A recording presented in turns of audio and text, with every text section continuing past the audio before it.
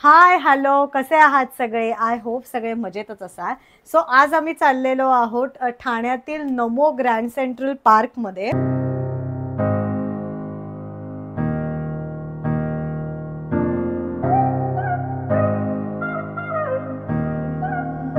नुकतंच 8 फेब्रुवारीला त्याचं ओपनिंग झालंय. सो एकदा तिथे जायचंच होतं आणि जस्ट यूट्यूब चालता चालता मी त्याचे व्हिडिओज बघितलेले. सो आज आम्ही तिथे जातोय. काय काय तिथे आहे हे तुम्हाला सुद्धा मी दाखवणार आहे. बट पटकन तयार होतो आणि निघतो. कुठे चाललाय तू? मी आता नमो पार्कला चाललोय. मी माझं वॉलेट घेतलंय, याच्यात सगळी कॅश आहेत. So we are ready. माझी नेहमीची स्लिंग बॅग घेतली आहे आणि राऊची सुद्धा बॅग कॅरी करते. फायनली आम्ही निघालो, तर कारमध्ये बसलो. साधारण 1 तास आहे आम्हाला पोहोचायला. So stay tuned.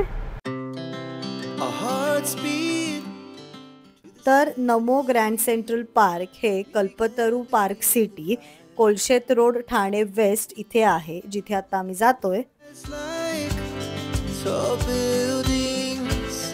As the chemicals they take us higher. Finally एंट्रीसाठीची तिकीट्स काढून झालेली आहेत. 15 वर्षाखालील मुलांना इथे फ्री एंट्री आहे आणि मोठ्यांना वीकडेजला 20 रुपये आणि वीकेंडला 30 रुपये असे दर आहेत. सो फायनली आम्ही मेन पार्कमध्ये एंटर झालेलो आहोत. प्रचंड गर्दी आहे. बट आता आम्ही पहिले इकडे काय काय गोष्टी आहेत त्या एक्सप्लोअर करणार आहोत. सो सगळ्यात आधी आम्ही जातोय ते म्हणजे चिल्ड्रन्स पार्कमध्ये. तर या पहिल्या सेक्शनला आम्ही पोहोचलो. चिल्ड्रन एरिया आहे. छान वेगवेगळ्या प्रकारच्या स्लाइड्स त्यांनी इथे खेळायला ठेवल्या आहेत. सो हा जो पहिला सेक्शन आहे ते ट्री हाऊस आहे, पण तिथे राहूला अलाउड नाही आहे कारण अबाव 6 इयर्सच्या मुलं इथे खेळू शकतात. सो पार्कमधलं सगळं डिरेक्शन त्यांनी इथे लावलेलं आहे. प्ले झोन, त्याच्या खाली theme garden, lake zone, sports arena, exit gate, drink water, garden, restaurant, parking.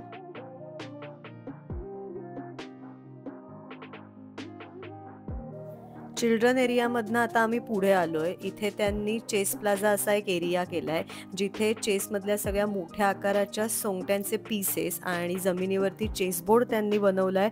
So Pushkar आणि राऊत इथे खेळत आहेत. सो राऊतचं चेस खेळून झालंय आणि राऊत जिंकला पण मज्जा केली आहे. सो चेस प्लाझावरनं आता आम्ही प्ले झोनमध्ये जातोय.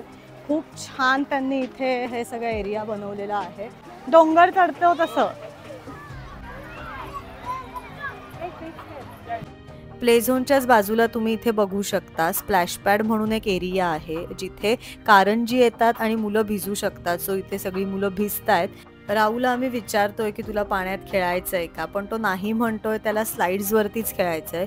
सो या दुसऱ्या प्ले झोन एरियामध्ये आम्ही आलेलो आहोत, जिथे 6 इयर्सच्या खालच्या मुलांसाठी त्यांनी वेगवेगळे गेम्स केलेले आहेत. Slides, victory hill, adventure play, मेज, स्विंग्स, म्युझिकल इन्स्ट्रुमेंट असे वेगवेगळे गेम्सचे प्रकार आहेत. सो राऊचं खेळून झालंय. सो आता आम्ही तिकडनं पुढे जातोय, जिथे त्यांनी वेगवेगळ्या प्रकारची थीम गार्डन्स केली आहेत. त्या गार्डन्सपर्यंत जाण्यासाठी एक छान त्यांनी वे केलाय, ज्याला फ्लोरा ट्रेलीज असं म्हणतात. सो तिकडून आता आम्ही जातोय. थीम गार्डन्स मधलं पहिलं गार्डन जापनीज गार्डन. जापनीज संस्कृती, मग तिथली घरं, तिथलं ॲटमॉस्फिअर याची प्रतिकृती त्यांनी उभारलेली आहे, जेणेकरून ती आपल्याला सुद्धा अनुभवता येईल. मग त्यांचं सिग्नेचर आर्ट, त्यांची आर्किटेक्चरल स्टाईल हे सुद्धा त्यांनी दाखवलंय. राहुलला खूप मज्जा वाटत होती त्या घरामध्ये एंटर करताना, कारण त्याला वेगळंच वाटत होतं एकदम.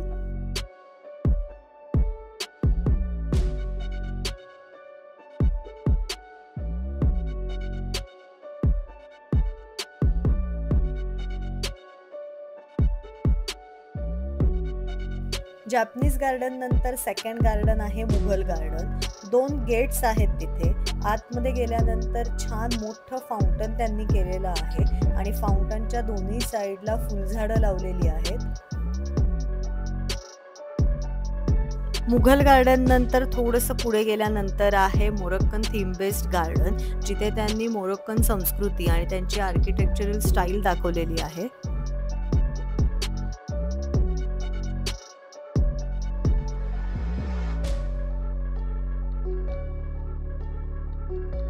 मोरोक्कन गार्डन नंतर थोडंसं पुढे गेल्यानंतर आहे फर्न गार्डन. फर्न गार्डन म्हणजे तिथली झाडं सदाहरित असतात आणि ज्यांना कधी फुलं येत नाही. आणि 5वं गार्डन आहे चायनीज गार्डन. अगेन चायनीज संस्कृती, मग त्यांचं आर्किटेक्चरल स्टाईल, त्यांचं ते ॲटमॉस्फिअर ह्याची प्रतिकृती तिथे त्यांनी उभारलेली आहे.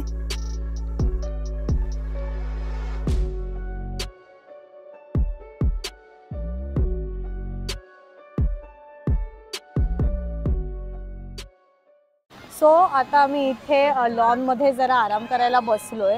ॲक्च्युली खूप मोठा परिसर आहे इथे फिरायला आणि राहूसुद्धा थोडासा दमला आहे. सो त्यांनी इथे छान असं सगळ्या एरियाजच्या मध्ये मल्टीपर्पज असं लॉन केलं आहे. सो आता आम्ही जरा इथे आराम करतो आणि तशा ऑलमोस्ट आता गोष्टी आमच्या एक्सप्लोअर करून झाल्या आहेत. 2 राहिल्या आहेत, स्पोर्ट्स एरिया आणि एक लेक व्ह्यू आहे, तो सुद्धा त्यांनी मस्त बनवला. असं ब्रिजवरनं तुम्ही लेक बघू शकता.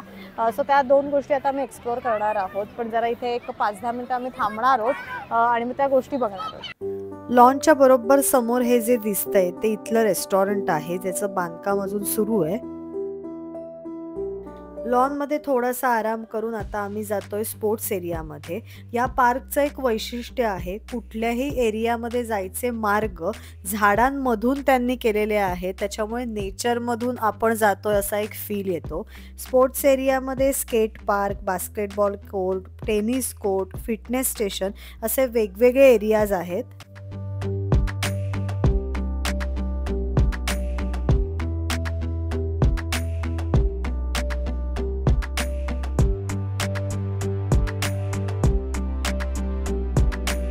तर स्पोर्ट्स एरिया आमचा बघून झालाय आणि आता आम्ही जातोय लेक झोन बघायला. तिथे एक मोठा तलाव आहे आणि त्या तलावाच्या मध्ये फाउंटन आहे आणि हा पूर्ण तलाव बघण्यासाठी त्यांनी एक व्ह्यूइंग डेक केलेला आहे, ज्याच्यावर जाऊन आपण पूर्ण तलाव बघू शकतो.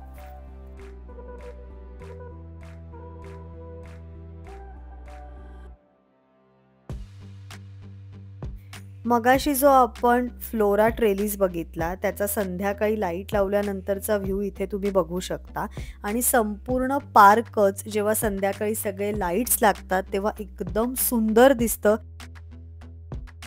सो फायनली आमचं सगळं हे पार्क फिरून झालेलं आहे. अमेझिंग आहे. फॅमिलीबरोबर वेळ स्पेंड करायला तर एकदम वेळ आमचा कसा गेला आम्हाला कळलं नाही. 3-4 तास झाले आम्हाला इथे येऊन, पण अमेझिंग आहे. भरपूर गोष्टी आहेत इथे. सो मज्जा केली आहे आम्ही इथे, खूप मज्जा आली.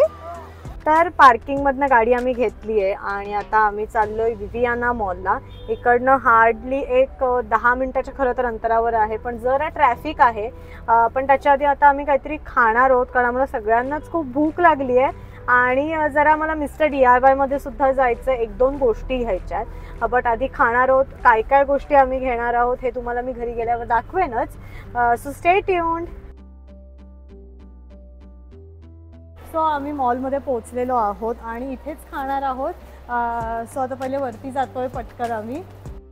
तर आता आम्ही आतमध्ये एंटर केलेला आहे आणि सगळ्यात आधी जातोय आम्ही खायला.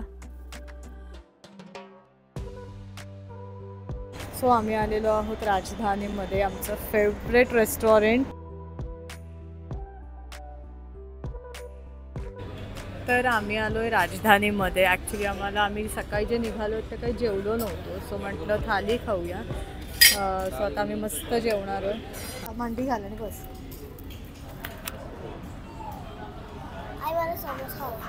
काम ना ते काका देतील. तर छान पहिले त्यांनी कोशिंबिरी आणि सगळ्या चटण्या वगैरे वाढल्या तिथे. इथे हँडवॉश करायची एक वेगळीच पद्धत आहे. आपण गेल्यानंतर ते छान कोमट पाणी घेऊन येतात, ज्यात आपल्याला आपले हात धुवायचे असतात. तर आता इथे छोटी छोटी कचोरी आणि दालबाटी सर्व करतात. हे ना छोटं हे आहे, कचोरी आणि दालबाटी देत आहेत बघ. मस्त बाटीवरती वरण आणि मस्त तूप. आणि अशा प्रकारे एक एक पदार्थ त्यांनी वाढायला घेतला. पण सुरुवात होते ती म्हणजे राजस्थानी ऑथेंटिक डिश, ती म्हणजे दाल बाटी. तर आज भाज्यांमध्ये होतं बटाट्याची ग्रेव्हीची भाजी, पनीर मसाला आणि हरभऱ्यांची उसळ. आणि वरणाचे सुद्धा 4 प्रकार होते, ज्यात होती गोड कढी, आपली नॉर्मल ताकातली कढी, तिखट वरण आणि गोड वरण. आणि आणि स्वीट डिश होती फ्रूट कस्टर्ड. सो असं पोटभर जेवून आम्ही निघालो आमच्या पुढच्या शॉपिंगला. नंतर आम्ही गेलो हॅमलीजमध्ये. राहुलला हॅमलीजमध्ये खेळायचं होतं. बबल्स बरोबर भरपूर खेळला. कलरफुल बॉल्सचं बास्केट होतं, त्यात थोडा वेळ खेळला. फिशिंग गेम तिथे त्यांनी ठेवलेला, तो सुद्धा खेळला. तिकडून बाहेर आल्यानंतर त्याला गाडी चालवायची होती, सो गाडी चालवली. मॉलमध्ये आज लक्झरी कार्सचं एक्झिबिशन होतं, ज्यात पोर्शा BMW कार्स बरोबर फोटो काढायला मिळाले. तिकडून नंतर आम्ही गेलो मिस्टर DIY मध्ये. जसं तुम्हाला सांगितलं, मला 1-2 गोष्टी घ्यायच्या होत्या, सो जरा एक ओझरती नजर सुद्धा टाकली आणि ज्या गोष्टी हव्या होत्या त्या घेतल्या. अशा प्रकारे संडे मस्त एन्जॉय करून आम्ही घरी यायला निघालो.